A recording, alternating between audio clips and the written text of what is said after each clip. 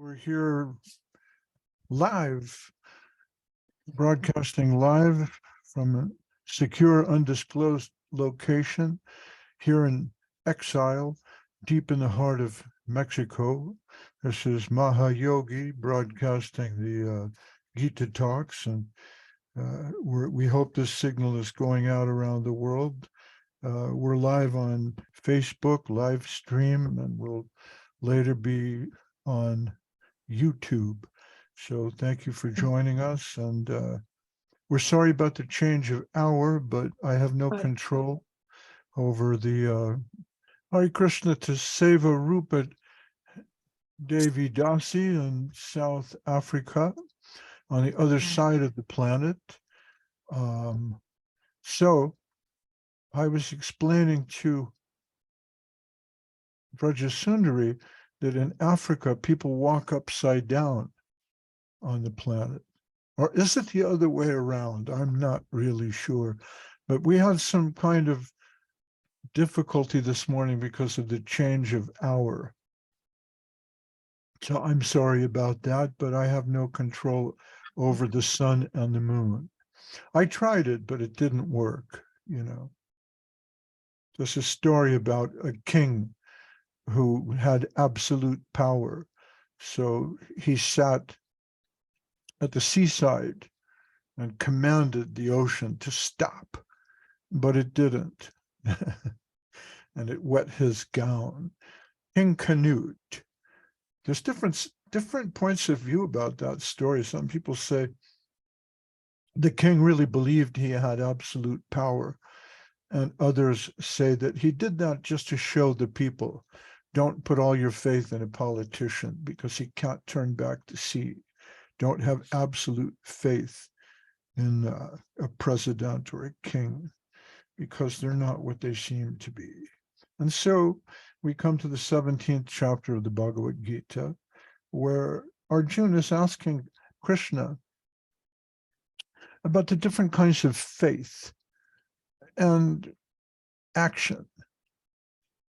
Arjuna is a practical man, and he's always interested in action. So he wants to know, well, what if you have, if faith is the thing, what if you have a lot of faith in something, and it doesn't matter what it is, but you have faith in that? And where does such a man or woman stand? And Krishna explains, well, there is gradation. Faith in and of itself may not necessarily be a good thing, because as long as we're in this material world, our faith will be clouded by the three different modes of material nature, sattva, raja, and tama. And according to how our faith is shaded or colored by the different modes of nature, that will bring about a different reaction, a different result. You can't expect that the supreme sacrifice is the same as sacrifice done in the mode of ignorance. For example, the Greeks, they would sacrifice to the gods. Krishna says, well, sacrifice to the gods, that's probably a bit more sattva gun, right? But then we would hear of satanic cults, sacrificing children to Satan or something. Or I gave the example before, here in Mexico, they would have a football game. They would have their Mundial. Had a special kind of football game they played here before the Spanish conquest by the pyramids. And they had these hoops made of stone where they had to push the ball through. And the loser of the game would be sacrificed to the gods. Sometimes you say it was the winner, but I think it was the loser. They were playing for their lives. And they would lead the man up the steps, give him a hallucinogenic beverage made with ayahuasca or some kind of a mushroom, maybe, or Damiana herbs.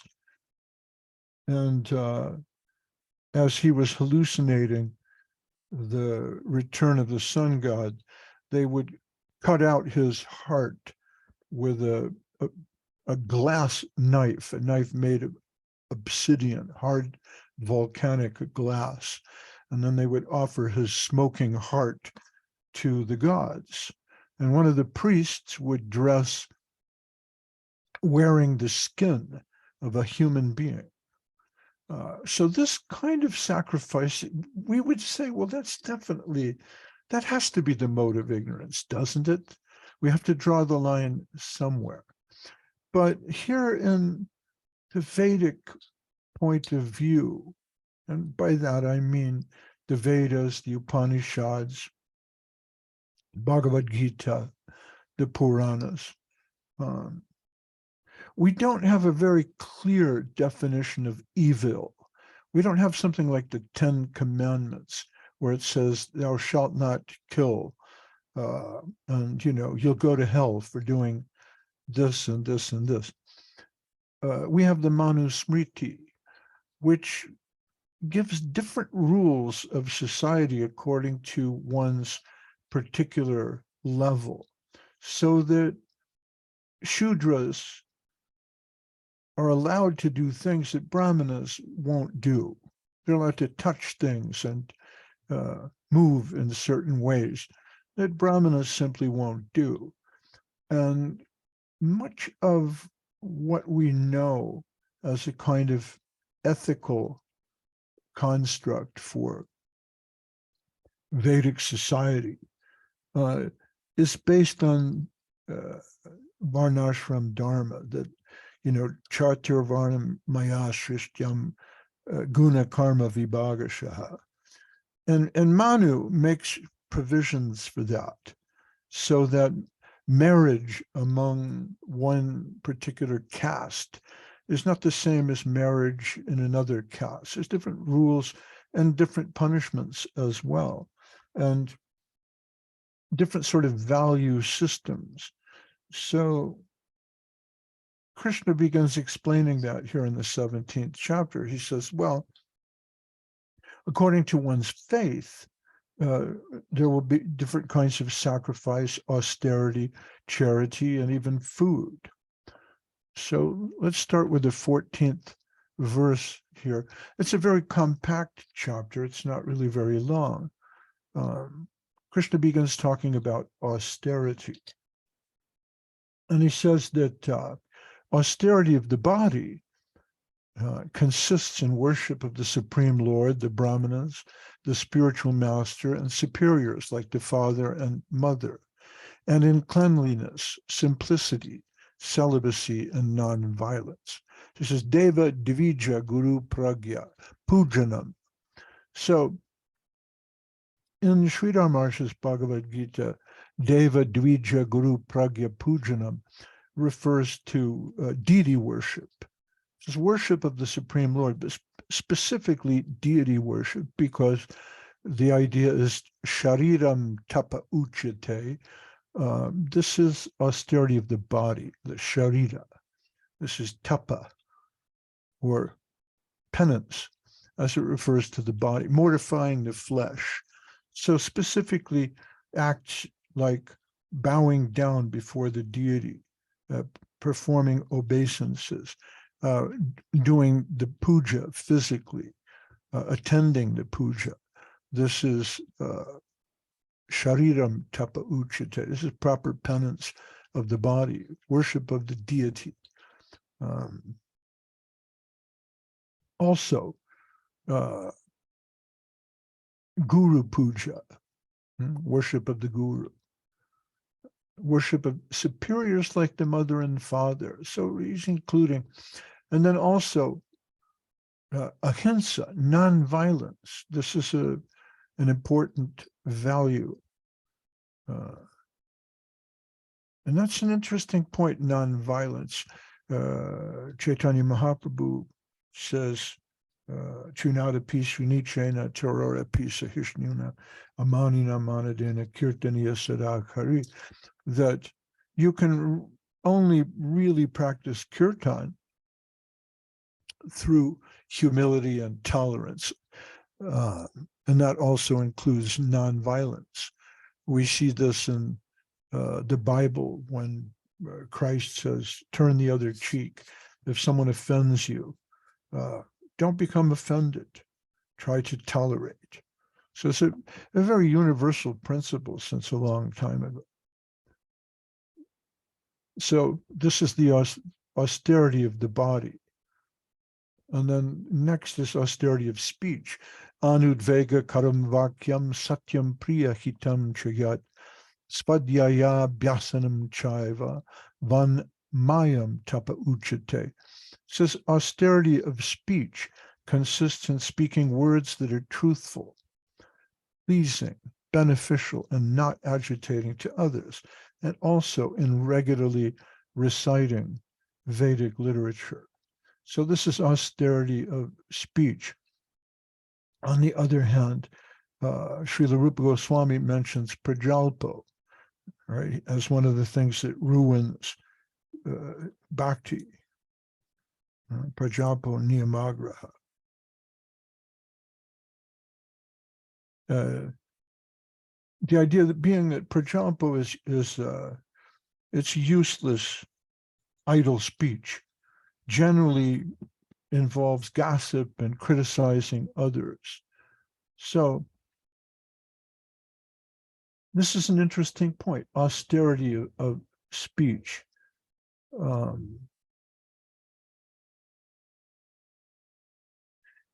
There's a verse from the Manu Smriti. It's often quoted by Srila Sridhar. She liked this verse. Satyam bruyat, priyam bruyat, na bruyat satyam apriyam. Priyam cha nanrutam bruyat, esha dharma sanatanaha. So this is the very basis of Sanatan Dharma, or if you like, eternal religion, is speaking the truth. But one must learn to speak the truth in such a way that it doesn't offend. Satyam bruyat, priyam bruyat. So speak the truth and speak pleasantly. Do not speak the truth in an unpleasant manner. And even if it's pleasant, don't speak untruth. And this is sort of an interesting point to me also, because we see that throughout the Bhagavad Gita, the Lord is constantly recapitulating the ancient scriptures of the Vedas. So this particular verse, Satyam bruyat, priyam bruyat, that's from the Manu Smriti. But Krishna says, Satyam priyam hitam chayat, practically using the same language. Austerity of speech consists in speaking words that are truthful, pleasing, beneficial, and not agitating to others, and also speaking according to scriptural reference. So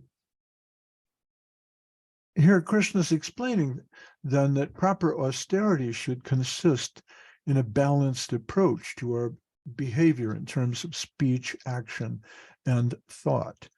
And this is the Vedic approach. Speak the truth without trying to offend others. And this is dangerous. It's dangerous to speak the truth. But sometimes it's necessary, for example, for a doctor to tell his patient an unpleasant truth. He can't avoid telling the truth, but he has to do that with a certain amount of sensitivity for the patient, or also for a teacher. Sometimes it's necessary to correct the student.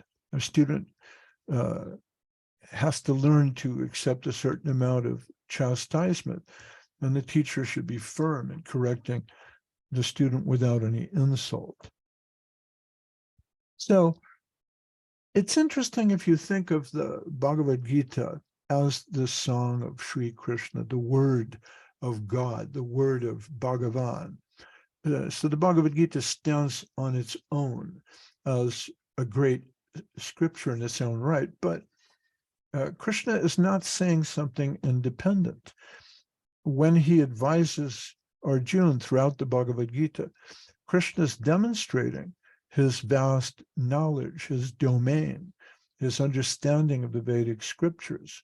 And in this sense, also, the Bhagavad Gita is what we call Upanishadic, because it establishes through a conversation the principal motifs of the Vedas themselves. If you're interested in the Vedas, you can study Sanskrit and become educated in the spiritual science by reading the different Upanishads, especially the 10 main Upanishads. For example, the Isha Upanishad, which was translated by Bhaktivedanta Swami, the Katha Upanishad, Kena Upanishad, there's many. But so much reading and study, it's not really necessary, because in the Gita, Krishna takes up these same important themes. For example, the nature of spirit and matter, the creation of the universe, the relationship between God and the soul, what is karma, dharma, atma, paramatma, how one becomes situated after death. All these subjects are explored in the Upanishads, and throughout the Bhagavad Gita, what Krishna says echoes the different Upanishads. So then you have to ask, well, then who is it? Independently of the fact that Krishna identifies himself as God and demonstrates his position as Bhagavan by revealing his universal form to Arjuna, who but the Supreme Personality of Godhead could have such a powerful insight into the scriptures? And so at the very least, even if you don't like the idea of Krishna as the Supreme Personality of Godhead, Krishna establishes himself as a great knower and teacher of Vedic truth. And of course, as I said, by demonstrating his universal form to Arjuna, he reveals himself as Bhagavan. So Srila Prabhupada always used to say, because there's so many charlatans and demagogues who pass themselves off as avatars, he would say, well, first of all, demonstrate your knowledge of the Vedas, demonstrate your knowledge of the scriptures. And second of all, let's see your universal form. If you're God, then reveal yourself with your thousands of arms and stop the tides, stop the ocean tide, as King Canute tried and failed to do. So one of the other points is sometimes it becomes difficult to understand what exactly is the ethical position of the Bhagavad Gita, because many people will read the Gita and think, well, okay, it's all very Om Shanti, it's all very peace and love. This is sort of a book for hippies, because there's no ethical principle involved. Chant Hare Krishna, say the word Om, meditate, but where are your moral principles? And so since the Bhagavad Gita shows so many different reflections on yoga, karma yoga, ashtanga yoga, the yoga of divine wisdom or gyan, bhakti yoga, the yoga of divine love, it may seem difficult to ferret out the particular line of action that is being recommended. But Arjuna is a man of action. He wants practical answers. How should one act? And he keeps asking Krishna the same question. So here in the 17th chapter of the book, Krishna is giving us an ethical basis for proper action. He points out that as long as we're living in this material world as embodied souls, we have to act But we need to keep in mind the physical body is not eternal. We must not act exclusively on the basis of what's pleasing for this physical body, for the mind and senses. As long as we're entangled in this material world, we're under the influence of the three modes of material nature, sattva, rajas, and tamas, goodness, passion, and ignorance. So to become too attached to these influences will be detrimental to our own self-interest, which is to become free from this physical illusion and attain to a higher domain. At present, we're addicted to counterfeit values in this temporary realm. And in the chapters just before this, Krishna compares the world to an inverted tree with the roots of our entanglement above. They're subtle. I don't know if you've ever seen a banyan tree, but it's very strange. The branches grow out and then the roots come down from the branches and then grow up and make another tree. It's an amazing example of entanglement. So entangled as we are in this world, we're always busy creating more roots and branches as if our stay here were eternal. And this chapter discusses how the three modes of material nature, you can think of them as darkness, shadow, and light, how that influences our faith and our further entanglement. So Krishna doesn't give us a stone tablet. He doesn't come down from the mountain like Moses with the 10 commandments carved in stone. But he explains that certain conduct, certain thinking, certain kinds of speech lead us further into darkness, where certain conduct keeps us in the shadows and certain conduct takes us to the light. I was trying to think of a metaphor for this. And you can think of a prison house, and you're not supposed to make a nice position in the prison house. But maybe if you're in the deepest, darkest dungeon of the prison, there's no light at all. Excuse me, I have a knock at the door.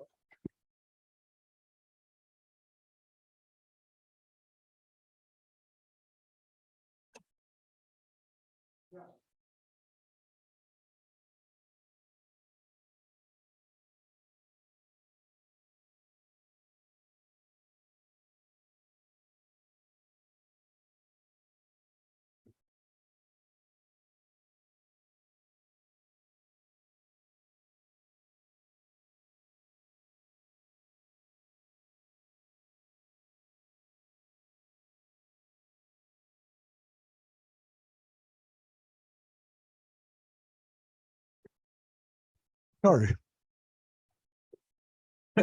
Mahayogi, sorry, we have a question from Sevarupa Devidasi in the chat, and also there are several words from Suhasini Didi because she cannot come. Hi, everybody.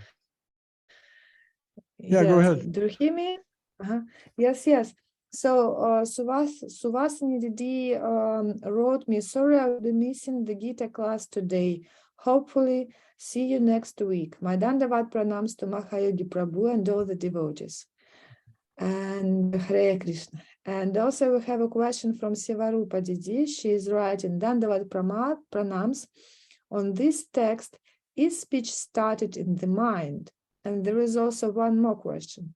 So if Wait. speech... I didn't understand your question. Please repeat slowly and clearly. Okay. Dandavat pranams.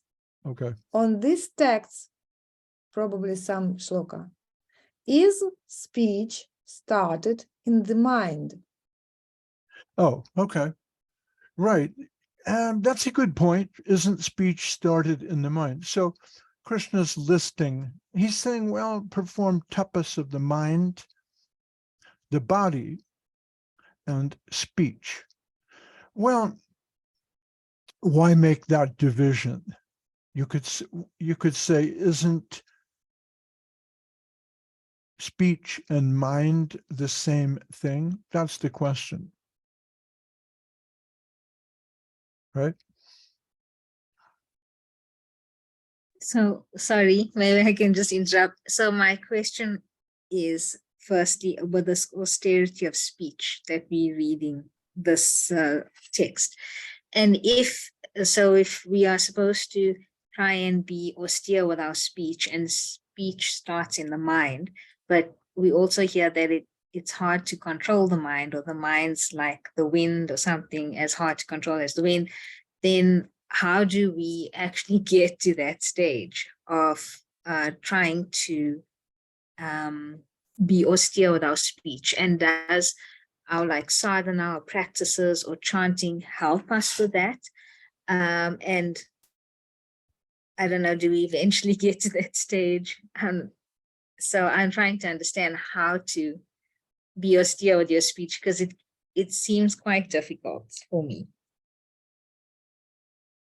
Okay. In the sense, I mean, because my mind's like, before it even comes to speech, my mind's already, has its own, it's like its own demon, it's already making judgments. It's already, I don't know. And then, so it's a conscious thing to try and control the speech part. Yeah, so I think my question is more of the mind part. Okay. That's a very good question. Well, thank you for that, because, otherwise I sort of wrote a reflection, and I'm basically just reading that, but it's nice that somebody's thinking in their mind about austerity of the mind, austerity of speech, and austerity of action. These are very sort of three traditional divisions in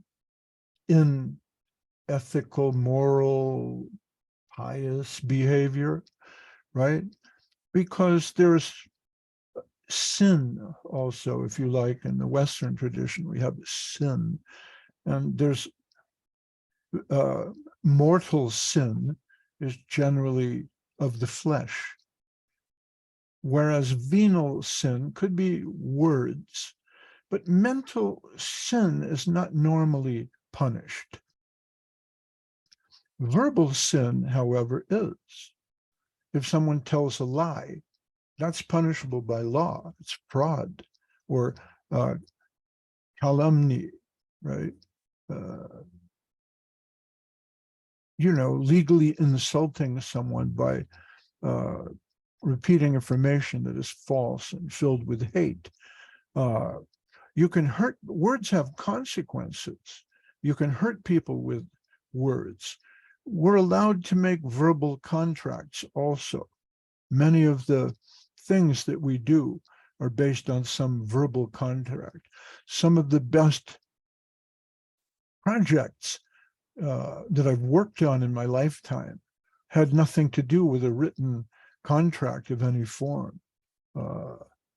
It was all promises, promises, promises. But false promises are dangerous, aren't they? So traditionally, since the time of the Bhagavad Gita, at least, and then through the teachings of the Buddha, for example, the Buddha has the eightfold noble path, which involves right speech, right behavior, and right mentality. And he divides those three things further, like right mentality. One of the aspects of that would be meditation or samadhi. How do you properly meditate? What's proper samadhi? So that's tapasya of the mind, right? So I'm coming to the first part of your question first, right? Why do we have this distinction between physical sin, verbal sin, and mental sin? Mental sin is not normally punished. If a man sees a woman and thinks sexual thoughts, that's not normally punished. If you say something, that becomes harassment, and that can be punished in a court of law. So physical acts are even more punishable. So in order of subtlety, there is physical tapasya, and Krishna says, well, worship the deities, worship the gods, worship the guru. If the guru says, clean the temple, okay, that's physical tapasya, that's physical work for you. Speech is more subtle, but you can understand if your mother says, don't tell a lie, okay, that's tapasya. And you So know what a lie Mahayogi, is, right? Your mommy says, yes, but don't lie, right? Don't talk to that, strangers. That can also be tapasya, right? But the mental, yes, you're right, the mental tapasya is more difficult because you may think all these terrible things before you actually say them. Like, and hmm? sorry, and also when you're talking about the mental, there's certain things that just come into your mind without your control. That's right. Like if I'm trying to do something, or if I'm trying to do Gayatri, then there's all these thoughts, and then I like have to actually be conscious and go like, where did that come from? Yeah, It's insane that the yeah, speed of what goes in there. And when you're talking about a lie and that, there's also degradations or something like that. But that's if you right. don't say the whole truth, or if you say partly of something, there's so many like levels Yeah, of it. that's given by Shukracharya in the 8th canto, I think, of the Bhagavatam, where Bali Maharaj has made a promise to the dwarf avatar of God, Vamanadev. And Bali says, look, you don't, you can, it's all right. It says in the purport, I think, or I don't know if it's in the verse, but it says it's okay to lie to a woman, right? To bring her under control. That Prabhupada puts that, but but when is it okay to lie? That's very difficult. If you're selling books for the ashram and you lie to people and tell them there's a coupon in the book you can redeem for $100,000, at what point does it become dishonesty? Well, throughout the Bhagavad Gita, Krishna promotes honesty as a value.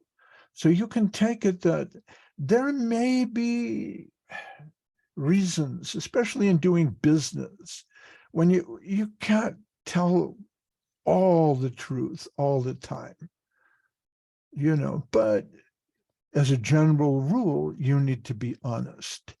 Now, how can you fudge? How can you, be flexible with morality and ethics? You should consult with your guru or spiritual authority as far as, how much can you lie? If your wife asks you, does this dress make me look fat? How honest do you need to be? Do you have to say, oh my God, no, yeah, it does. Or do you say, honey, I might try the blue dress. I think that goes with your eyes. So speak the truth. That's why it's such a cool verse. It's very powerful. Speak the truth, but try to speak sweetly and try not to speak untruth, even if it is sweet.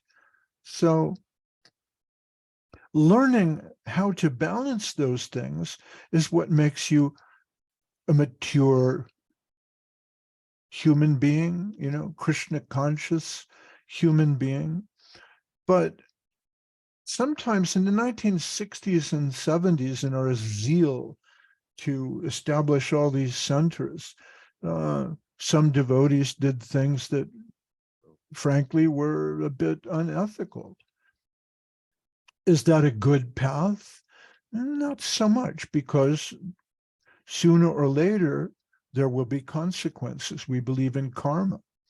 So if you use your speech to insult and create misinformation and lie and all those things, there will be a result. There will be a reaction.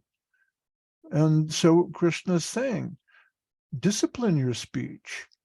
Now that comes to what you said, the mind. How do you discipline the mind? Some people have Tourette's. Have you ever heard of Tourette's?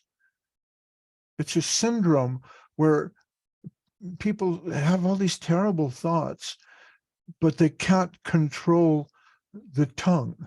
And the terrible thoughts just come out in bad language and dirty words.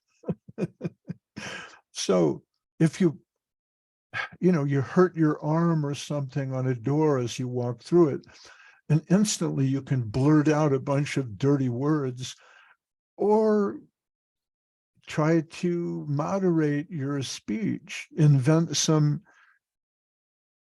other words that you can use,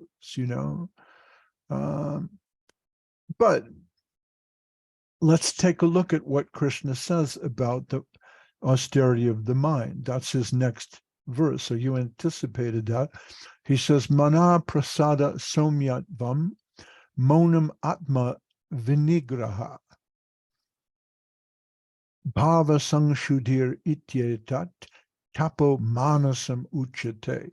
The tapasya of the mana, tapo manasam. He says, satisfaction of the mind, somyatvam, being without duplicity towards others, monam, gravity, self-control. Prabhupada says satisfaction, simplicity, gravity, self-control, and purity of one's existence are the austerity of the mind. So he says in the purport, satisfaction of the mind can be obtained only by taking the mind away from thoughts of sense enjoyment. Well, that's one point. That's a bit Buddhistic, really. The Buddha breaks things down in four.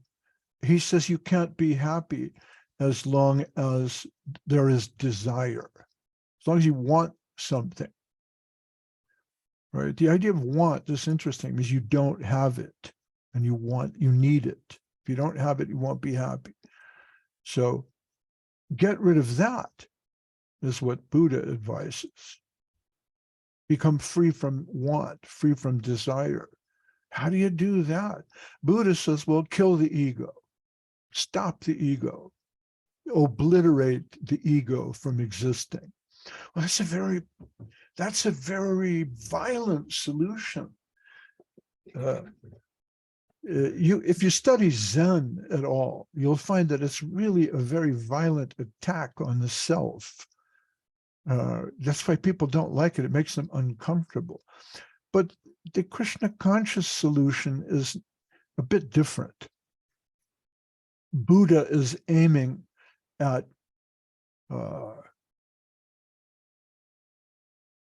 unhappiness. He's interested in pain. What causes pain? How do we become free from pain? What's the best anesthesia? Kill the soul, kill the ego. Soul doesn't exist. God doesn't exist. It's all nothing. Fade into nothingness. And you won't exactly be happy, but there's no pain. It's a fascinating solution. It's captivated people's minds for thousands of years. But in Krishna consciousness, we have this idea of ananda, or happiness, real spiritual happiness. So the short answer then is, how do you control the mind?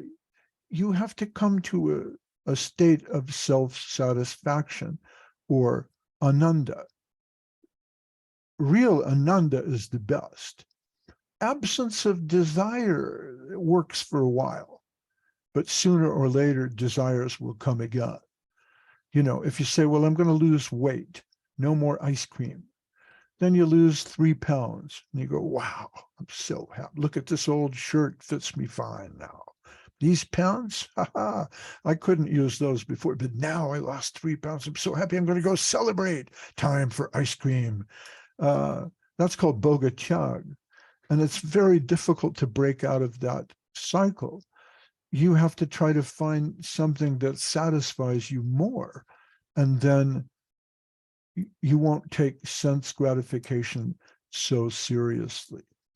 And this very difficult advice, coming from an old man, because you reach a certain age where sense pleasure is not what it used to be. You can't hear so well. You can't see so well. Your senses are just not as intense. And then maybe it's easier to withdraw from the senses a little bit. But the other thing that I find that helps sometimes is the idea of karuna, or compassion, which is also a little bit Buddhistic, but it's also, Krishna recommends this in the Bhagavad Gita. A lot of the teachings of Buddha that come 500 years, 800 years later, 1,000, I'm not sure. You can see they're traditions coming out of the Vedas and the Upanishads, and they're mentioned in the Bhagavad Gita. So karuna means compassion. Somebody's mistreating you. You have to try to see them with, why are they doing that? They're suffering too. And that's really difficult to do in the act, at the moment when somebody is mistreating you, to go, oh, well, I understand you're a spirit soul, you're suffering in this material world, you're saying stupid things because you're maladjusted because of sattva, raja, and tamas. I'm going to tolerate you. That's a very difficult thing, but sometimes you can do it. So sometimes I give my students a spiritual exercise, and you could try this, see how it works, right? Try to go an hour without getting mentally angry with somebody. Monitor your sense, of indignation, and see if you can go for an hour without getting angry with somebody, without thinking, why you, I'm gonna, just observe that thought when it occurs and go, I guess that's like an example of anger. I should put that over there for a while and let it rest. See if you can do that for an hour. And if you can, then, give yourself a gold star and try to do that for another hour. And if you can maintain that for an entire day, get out a calendar, a physical paper calendar, hang it on the wall, and put a big green dot on today. Then see if you can do it for tomorrow. See how many days you can go without really getting mentally enraged about something. It's an interesting exercise. I managed to do that in 2014. I did that for 21 days. I was really proud of myself. And then I lost it completely. I was screaming at, we were making a film with somebody, and they told me, you don't know anything about filmmaking. And I started going, what are you talking about? I'm from Hollywood, okay? I was born in, I got upset. So Prabhupada says the best course is to divert the mind to the Vedic literature. Well, that's good. He also says the mind should be devoid of duplicity, and one should think of the welfare of all. So there it is. Try to think of the welfare of other people. I came to this conclusion about anger and anger management because I had a lot of airplane flights, and I had to go through security. And I was getting angry impatient with the people at security. But then I thought, it's just their job. They're tired, their feet hurt, their shoes are pinching them, the belt's too tight, everybody's giving them a hard time. I'm just going to smile and say, hi, how are you, sir? Srila Sri Maharaj advises us to see that every wave is favorable. So if you walk through life and you say, this is all Kali Yuga, this is all darkness, this is Tamagun, these people are bad, they're all demons, they're out to get me, I hate, that's not a good mentality. That's like a cult mentality. And you don't need to have a cult mentality. Krishna consciousness is available to millions and millions of people in India for thousands of years. It's not something we made up last week, It's not like those people out there are out to get us because we think differently. Try not to see life like that, Anyways, so there you go. Nice question. I don't know if I gave a good answer. I'm trying. That's austerity of body, mind, and words. But it's interesting, like you said, why do they mention those three? Isn't the mind and words the same thing? It is. Our words are born in the mind, but normally we don't get punished for what we think. Although that's changing now. You could be punished now for what you think. Somebody's watching this video. Ew. Okay, so let me see if I can continue this. So then the Gita continues. It says, Shraddhaya paraya traptam tapastat trividam narai afala kangshibir yuktai satvikam parichakshate. This threefold austerity performed with transcendental faith by souls not expecting material benefits, but engaged only for the sake of the Supreme, is called austerity and goodness. Satkara mana pujartam tapodambena chayevayat kriyate tariha proktam rajasam chalamadruvam. Penance, or tapasya, performed out of pride and for the sake of gaining respect, honor, and worship, is an emotive passion. It is neither stable nor permanent. Mudha grahenat manoyat piraya kriyate tapaha parasyot sadhanartam va tat tamasam udharitam.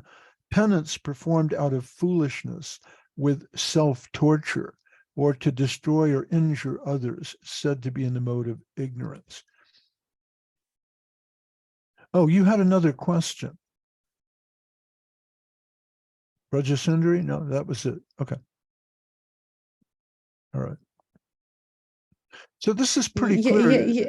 Yes, there was a continuation of the question, but I think that you answered on it already. Okay. Yes, Eddie? We did enough on that. Okay.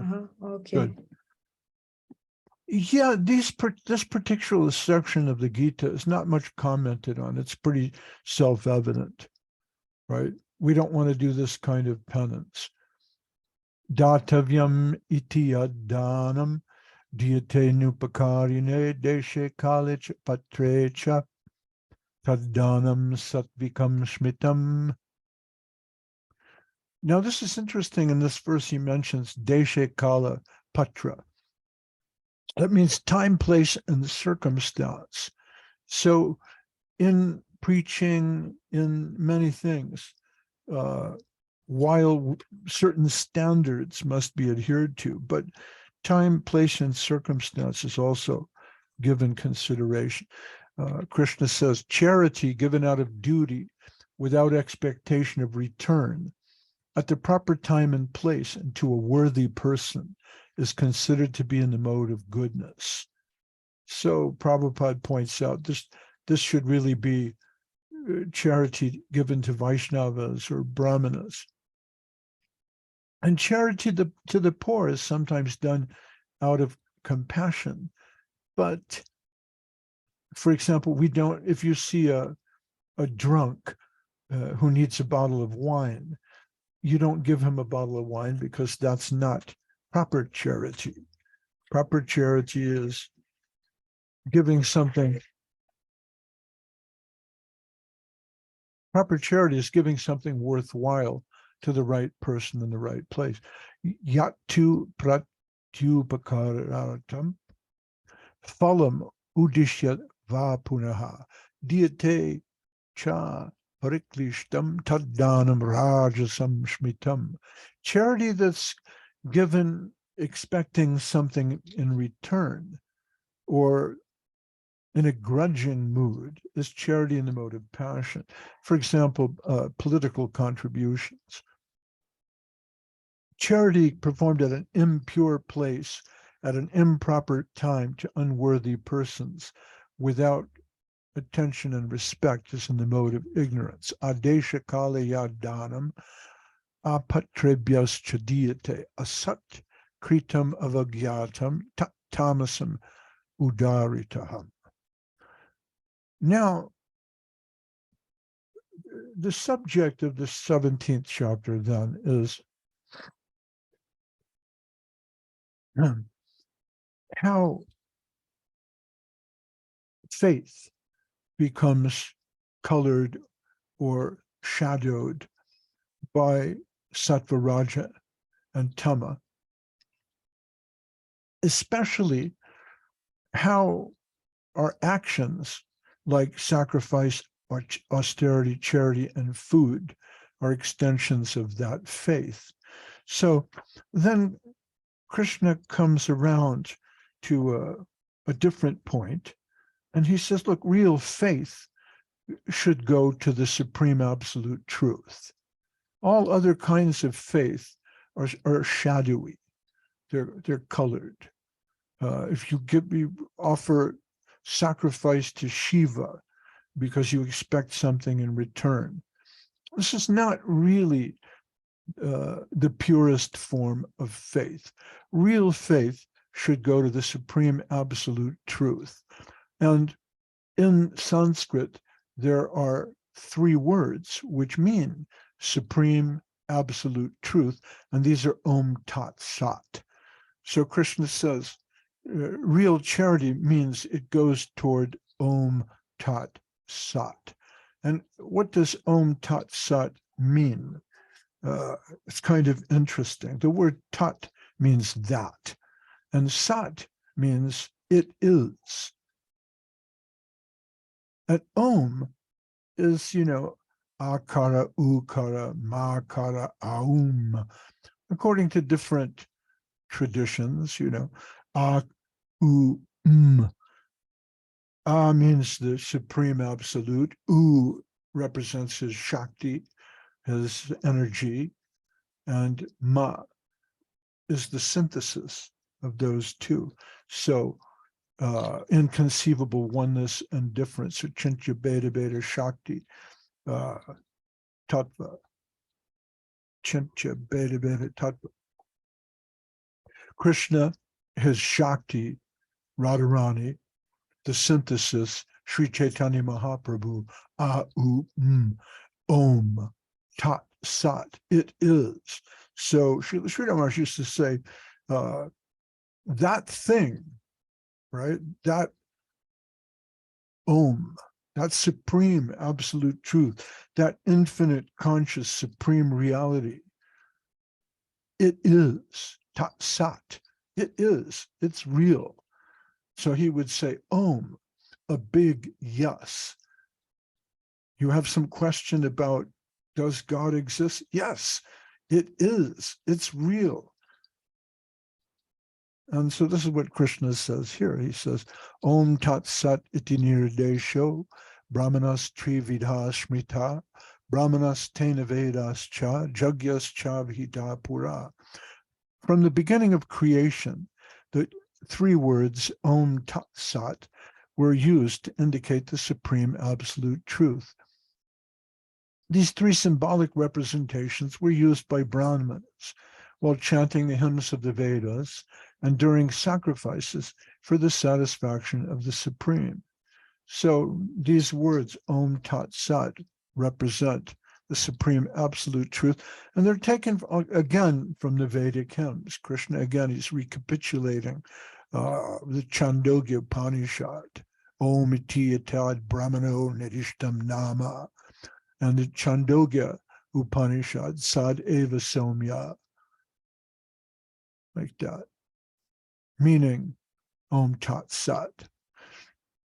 And sometimes the devotees would say, when they don't have time to offer their food, they would say, Om Tat Sat, thanks a lot.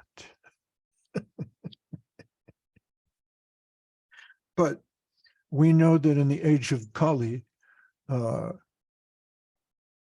deeper, higher understanding of Om Tat Sat is the Hare Krishna mantra. Hare Krishna, Krishna Krishna, Hare Hare, Hare Rama, Rama Rama, Hare Hare, where the word Hare represents the energy of God, and the word Krishna is God himself.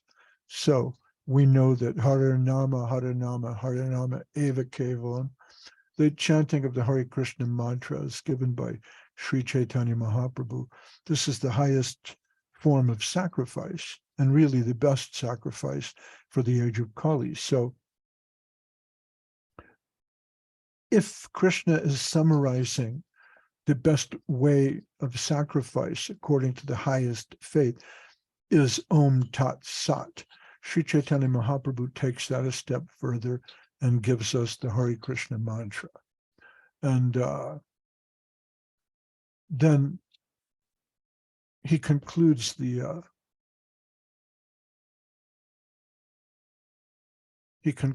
chapter. Tasmad Om iti udaritya jagyadana tapakriya pravartante vidhanokta satatam brahmavadinam. Therefore, transcendentalists undertaking performances of charity, sacrifice, and penance in accordance with scriptural regulations begin always with Om to attain the supreme. Om Tad Vishnu Paramam Param. Every mantra in the pantheon of mantras always begins with Om. Tadati anabhisandaya phalam jagya tapa kriya dana kriyascha vividha kriyante moksha kangshibi. So, without wanting something in return, one should perform jagya, tapa, and charity, sacrifice, penance, and charity, with the word tat. The purpose of such transcendental activities is to get free from material engagement. Kriyante moksha kangshibi. And Krishna will describe moksha in the next chapter, which is the conclusion of the Bhagavad Gita. Sadbhave sadubhave cha sad iti etat prayujate prashaste kamani tata such chabda partayujate jagye tapasi dane cha stiti sad iti chochate karma chaiva tadartiyam saditi eva bidyate. So he says the absolute truth is the object of devotional sacrifice, and is indicated by the word sat. The performer of such sacrifice, the sadhu, is also called sat, as are all works of sacrifice, penance, and charity, which, true to the absolute nature, are performed to please the Supreme Person.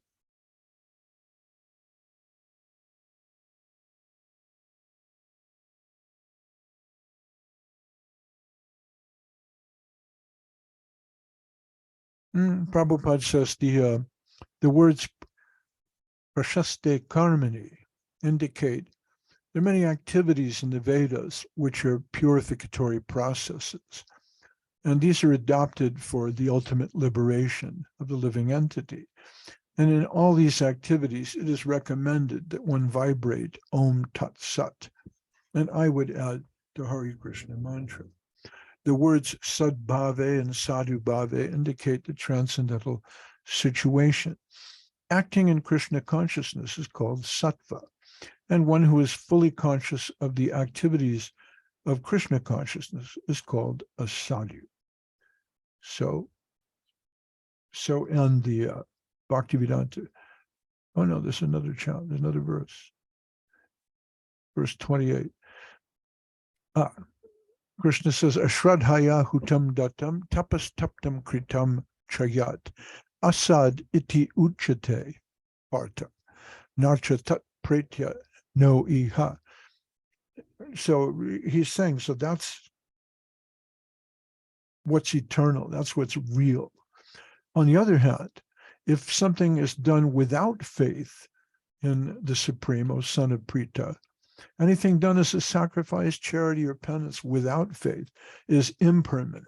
It's called asat and is useless both in this life and the next.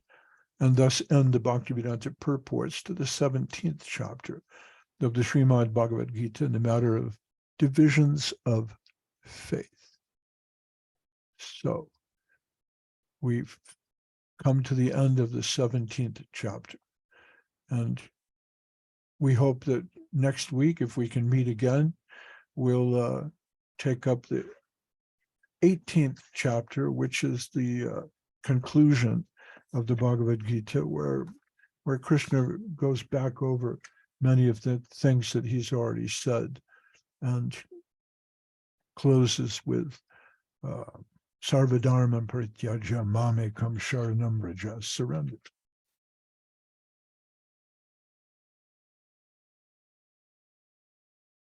Anyway, I thank everybody. Zenon Protzak, our MD, is with us. I think he's in Las Vegas or Nevada, or somewhere out in the West. And Ananta Shesh, bienvenido from España. And Tapanandini is here. There she is.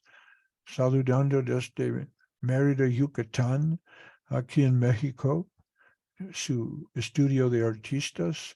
Haribol, Hare Krishna, everybody. Well, it's good to see you. Thanks for hanging in there. Keep the faith. Don't lose faith. Stay in the Sangha. If you know some devotees who you like and you can talk to, try to stay friends, because each one of you is very, very deep into the Shastra, very deep into the meaning of Srila Prabhupada's books, Sridhar Maharaj's books, all these things. And sometimes we know too much. That's why they come after us, because we know too much.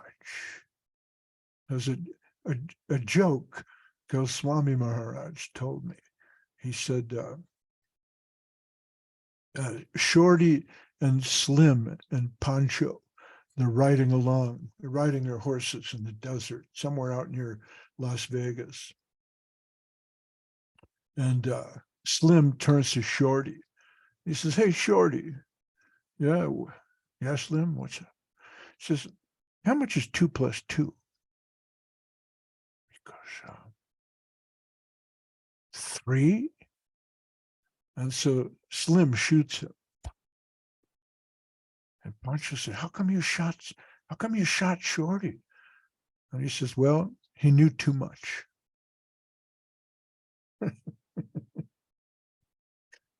So as devotees, we know everything. We're experts in absolutely everything. The Vedas, astrology, what to eat, what not to eat, Ayurvedic medicine, meditation, karma, yoga, the 16th century India, the British Raj, and on and on.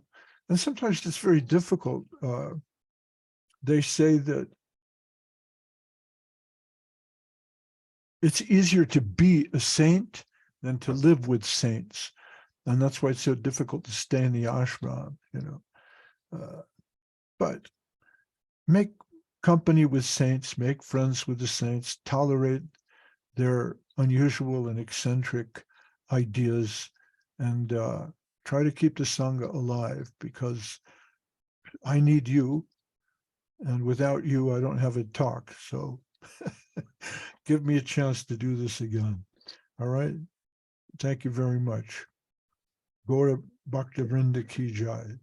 Hare Krishna. Hare Krishna, thank you very much. See you soon. Mahayogi Prabhu, Mahayogi Prabhu Ki Jai. All devotees Ki Jai, Ki Mahayogi Jai. Prabhu. Hare Krishna. Yes, Mahayogi Prabhu. Yeah. So next week we will meet and we will speak about the 18th chapter. That's right. We The- will speak about the Yes. 18th. We'll do the 18th chapter. And then I don't